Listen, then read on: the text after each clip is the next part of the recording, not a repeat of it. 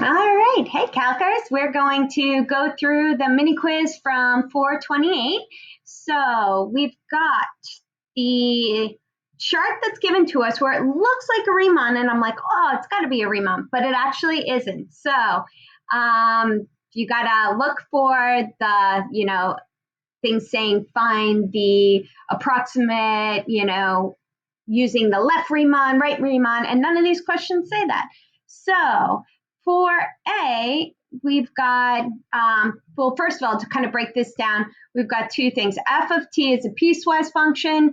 G of t is going to be referencing this chart from 0 to 12. And then from 12 to 24, we've got this equation that's given to us.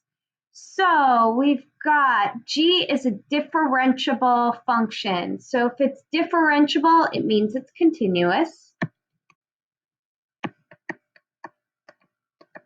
All right. So if it's differentiable, it means it's continuous. That's implied. Okay. So according to the model of F, what is the average rate of change? Average rate of change, I think slope.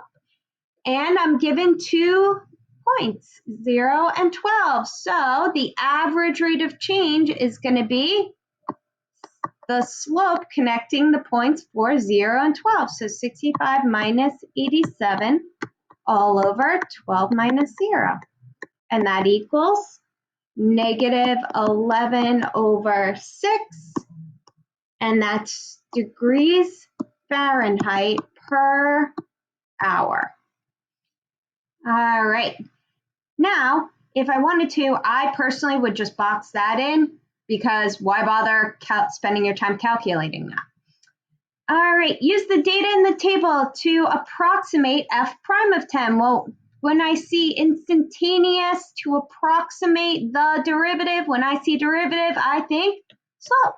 So 10 gets bookended between 8 and 12. So 10 is within that range between it. So I'm going to use those 2 points. So I'm going to do 65 minus 70.5 over 12 minus 8. Okay. And that is what f prime of 10 is approximately equal to. And I'm not even going to calculate that because we've got decimals and fractions and it's not worth my time. So there we go.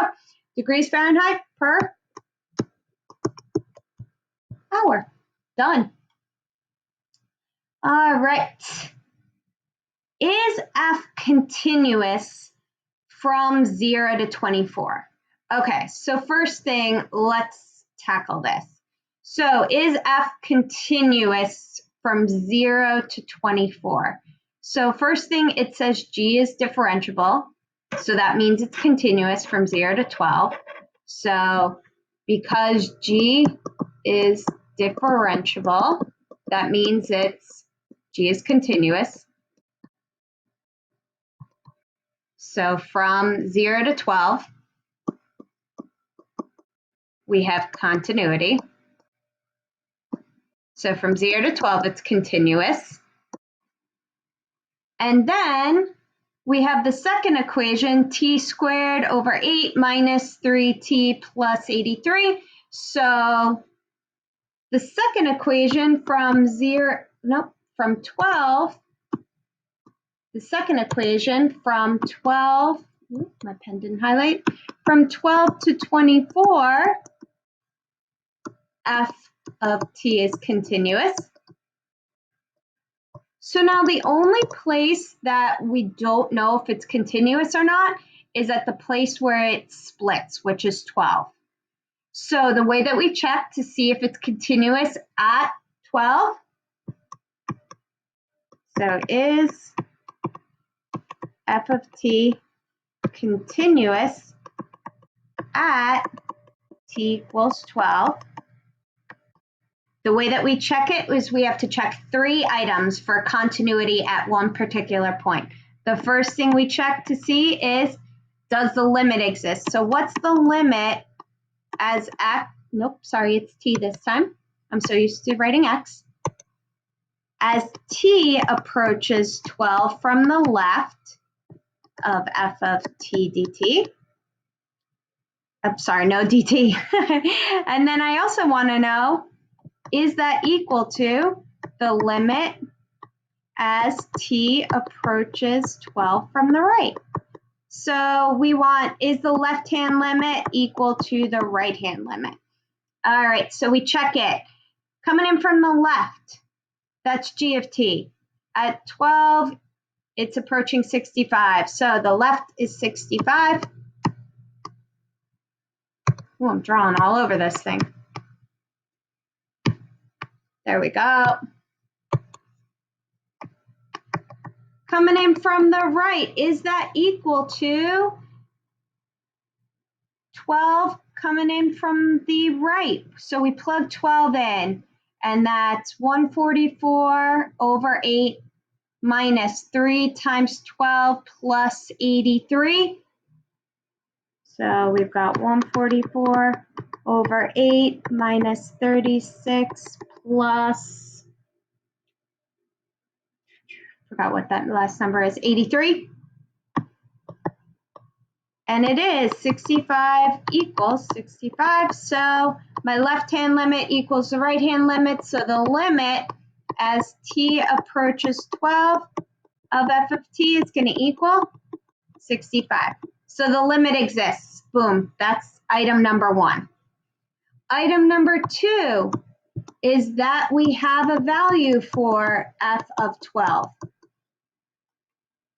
So at 12, I use the g function. At 12, I use g of 12. G of 12 equals 65. So that exists. There's a point for that.